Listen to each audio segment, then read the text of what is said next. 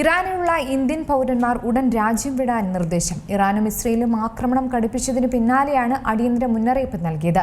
Indian പൗരന്മാർ ഇറാനിലേക്ക് യാത്ര ചെയ്യരുതെന്നും നിർദ്ദേശമുണ്ട്.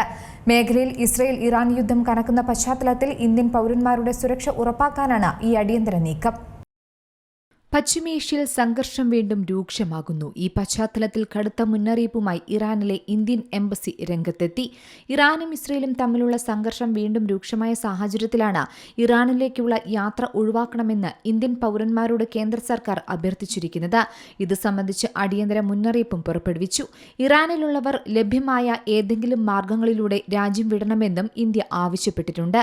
ഒരിടവേളയ്ക്ക് ശേഷം ഇറാനും ഇസ്രയേലും തമ്മിലുള്ള സംഘർഷം വീണ്ടും രൂക്ഷമായിരിക്കെയാണ് ഇന്ത്യയുടെ കടുത്ത മുന്നറിയിപ്പും വന്നിരിക്കുന്നത്.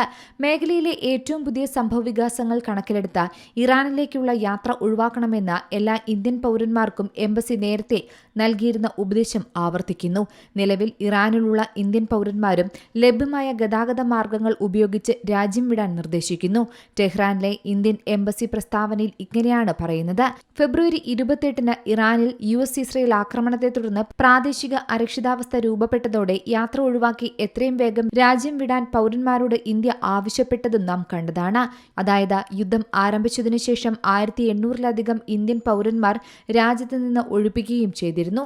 ഫെബ്രുവരി 28 മുതൽ പശ്ചിമേഷ്യയിൽ നിന്ന് ഏകദേശം 6.49 ലക്ഷം ഇന്ത്യക്കാർ ഇന്ത്യയിലേക്ക് മടങ്ങിയെന്നും കണക്കുകളുണ്ട്. ഗൾഫ് പശ്ചിമേഷ്യ മേഖലയിലെ സ്ഥിതി സൂക്ഷ്മമായി നിരീക്ഷിച്ചു വരികയാണെന്നും അവിടെ താമസിക്കുന്ന വലിയ ഇന്ത്യൻ സമൂഹത്തിന്റെ സുരക്ഷ, ക്ഷേമം എന്നിവയ്ക്ക് മുൻഗണന നൽകുന്നുണ്ടെന്നും വിദേശകാര്യ മന്ത്രാലയം അറിയിച്ചു. അതായത് ഇപ്പോൾ ലബനൻ തലസ്ഥാനമായ ബെയ്റൂട്ട് ലക്ഷ്യമിട്ട് ഇസ്രയേൽ നടത്തിയ ആക്രമണത്തിന് തിരിച്ചടിയുണ്ടാകുമെന്ന് ഇറാൻ പ്രഖ്യാപിച്ചതിന് പിന്നാലെയാണ് ഇറാന്റെ വ്യോമാക്രമണവും നടന്നത്. എന്നാൽ ഇറാന്റെ മിസൈൽ ആക്രമണം തങ്ങളുടെ പ്രതിരോധ സംവിധാനം ഉപയോഗിച്ച് തകർത്തുവെന്നാണ് ഇസ്രയേൽ ഇപ്പോൾ അവകാശപ്പെടുന്നതും. മിസൈൽ ആക്രമണത്തിന് തിരിച്ചടിയായി ഇറാനിന്റെ തെക്കു പടിഞ്ഞാറൻ ഭാഗത്തുള്ള വിവിധ ഭാഗങ്ങളിൽ നിരവധി ലക്ഷ്യങ്ങളിൽ തങ്ങൾ ആക്രമണം നടത്തിയതായും ഇസ്രയേൽ സൈന്യം പറയുന്നു. ഏപ്രിൽ 8-ന് താൽക്കാലിക വെടിനിർത്തൽ വന്ന ശേഷം ഇതാദ്യമായാണ് ഇറാനും ഇസ്രയേലും നേരിട്ട് ഏറ്റുമുട്ടുന്നത്. സംഘർഷത്തിനിടെ ഇസ്രയേൽ പ്രധാനമന്ത്രി ക്യാബിനറ്റ് യോഗവും വിളിച്ചിട്ടുണ്ട്. ലബനനിൽ ഇസ്രയേൽ ആക്രമണം തുടരുകയാണെന്നും റിപ്പോർട്ടുകളുണ്ട്.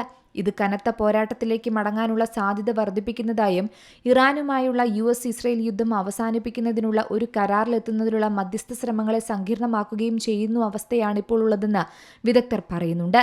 ഇസ്രയേൽ തങ്ങളുടെ പ്രദേശങ്ങളിൽ ആക്രമണം തുടരുന്നതിനാൽ ഗൾഫിലെ എല്ലാ US താവളങ്ങളും ടെഹ്റാൻ നിയമാനുസൃതമായി ലക്ഷ്യങ്ങളായി കണക്കാക്കുന്നുണ്ടെന്നാണ് ടെഹ്റാൻ മുന്നറിയിപ്പ് നൽകിയിട്ടുള്ളത്. നിലവിലെ യുദ്ധ സാഹചര്യങ്ങൾ കണക്കിലെടുത്ത ഇറാനുള്ള യാത്രകൾ പൂർണ്ണമായും ഒഴിവാക്കണമെന്നാണ് ടെഹ്റാനിലെ ഇന്ത്യൻ എംബസി പറയുന്നത്. കൂടാതെ ഇത്തരം യുദ്ധ സാഹചര്യത്തിൽ ഇറാനിൽ തുടരുന്ന ഇന്ത്യൻ പൗരന്മാർ അതീവ ജാഗ്രത പാലിക്കണമെന്നും സുരക്ഷാ നിർദ്ദേശങ്ങൾ കർശനമായി പിന്തുടരണമെന്നും എംബസി വ്യക്തമാക്കുന്നു. എന്തെങ്കിലും അടിയന്തര സാഹചര്യമുണ്ടായാൽ ബന്ധപ്പെടാനായി ഹെൽപ്പ് നമ്പറുകളും നൽകിയിട്ടുണ്ട്. മേഖലയിൽ ഇസ്രയേൽ ഇറാൻ യുദ്ധം കനക്കുന്ന പശ്ചാത്തലത്തിൽ ഇന്ത്യൻ പൗരന്മാരുടെ സുരക്ഷ ഉറപ്പാക്കാനാണ് ഇത്തരത്തിൽ അടിയന്തര നീക്കം നടത്തിയിരിക്കുന്നത്. News desk Zee Malayalam news. ഏറ്റവും പുതിയ വാർത്തകളും വിശേഷങ്ങളും വിരൽത്തുമ്പിലറിയാൻ സീ മലയാളം ന്യൂസ് എല്ലാ ഡിജിറ്റൽ പ്ലാറ്റ്ഫോമുകളിലും ലഭ്യം.